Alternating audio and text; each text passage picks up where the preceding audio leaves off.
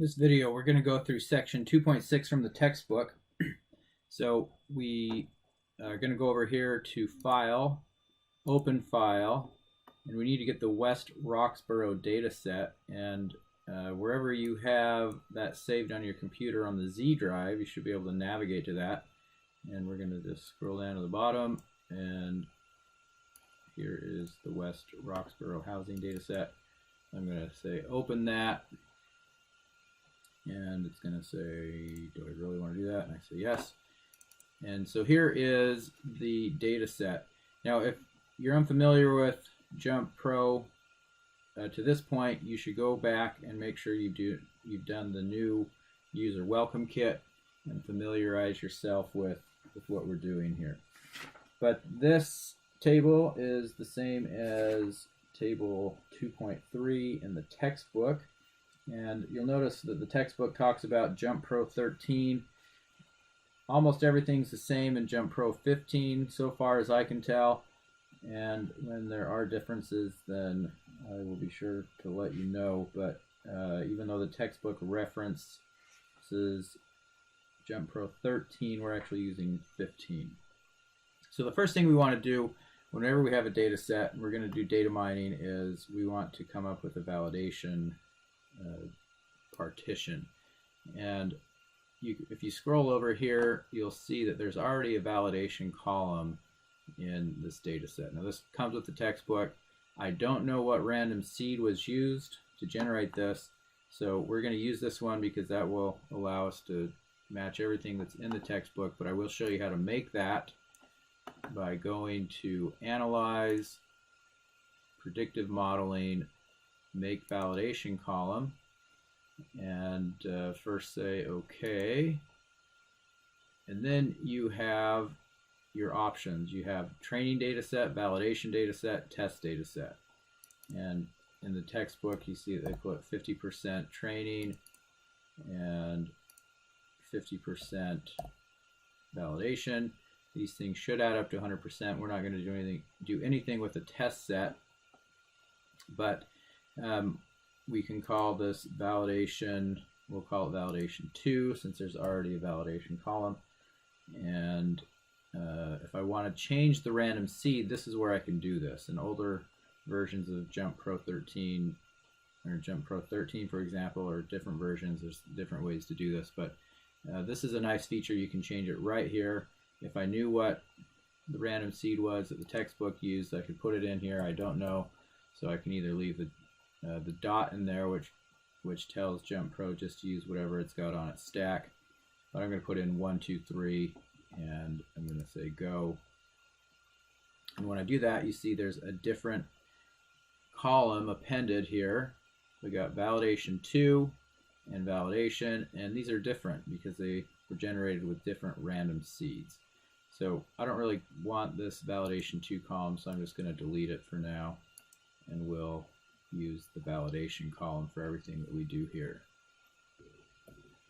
The next thing we're going to do is build a linear model. You should be familiar with doing that because you took Stat 601 or 501 or 610. And to do that, you can either click on this little Fit Model button or go to Analyze and go to Fit Model. And our Y variable is going to be total value. Our validation column is going to be validation. I'm going to drag that over here. And then for my X variables, I want lot square footage all the way down to remodel. So I'm going to select all those, and I'm going to click Add, and it's going to put those in.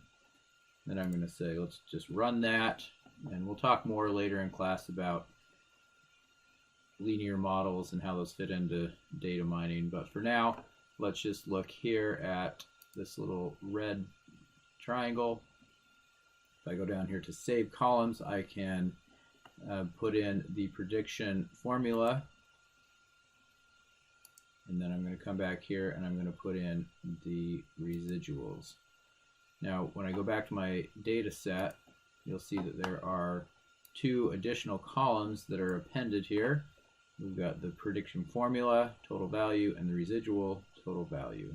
I use the prediction formula instead of the predicted value because I'm going to add data at the end here and I want the model to score that. So if I just put in the value, I don't think it gives me this, it doesn't actually evaluate when I plug in more numbers. That's why I used formula here instead of the predicted value. And these values match up with figure 2.10 from the textbook. Now I can get summaries for these columns or any of the columns that I want by going over here to Analyze and then Tabulate. And to get figure 211, I need to select the residual total value. And I'm going to drag that over here.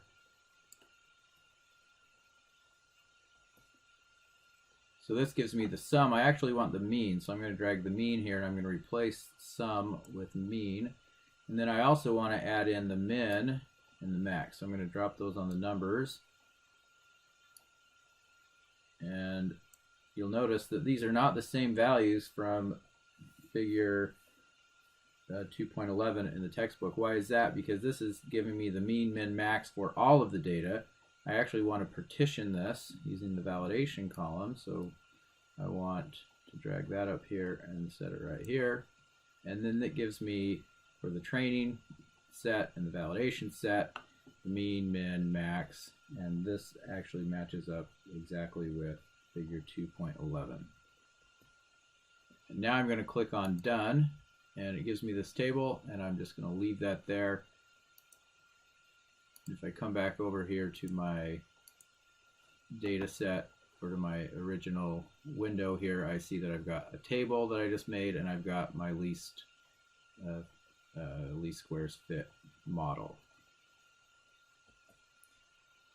So I want to look at the least squares fit.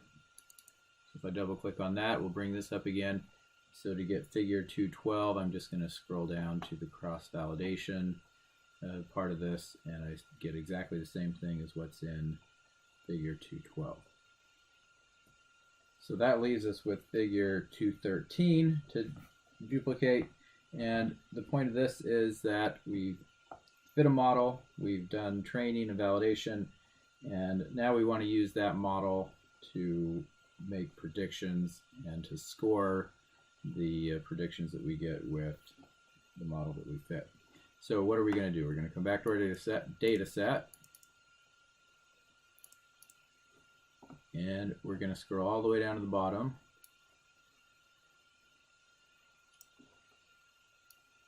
And we're going to put in, for starting with lot square footage, we're going to put in the numbers that we see in the textbook. So the first one is 6,000.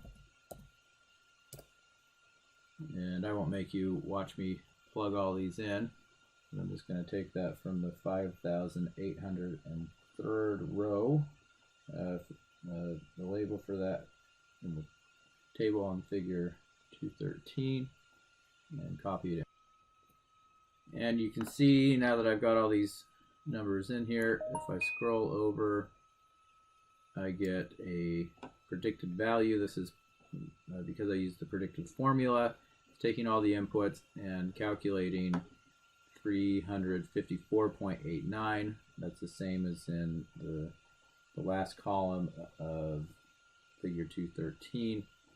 And it doesn't give me a residual value. That's because I can't calculate a residual if I don't know the actual value, because the residual is the actual minus the the actual minus the predicted. And so I will also throw in the other one, but again, not make you watch me do that. And you can see I've got all these numbers put in here, and it matches up with what we have in the table, except for the training value, or the validation is set a training. That doesn't actually make a difference here, so I'm just going to leave it at that. But we get 479.795, so on and so forth. So that gives us exactly the same thing as what we had in the textbook. So this whole exercise kind of gives you an idea of what we're going to be doing in this course. We're going to clean up data if it needs to be cleaned up. We're going to fit models, and then we're going to score data. And if this is not something that you were able to really follow and grasp, don't worry about it. Let this kind of be a carrot before the horse that will lead you on to learning the whole and all the ins and outs for this process. But that's basically data mining.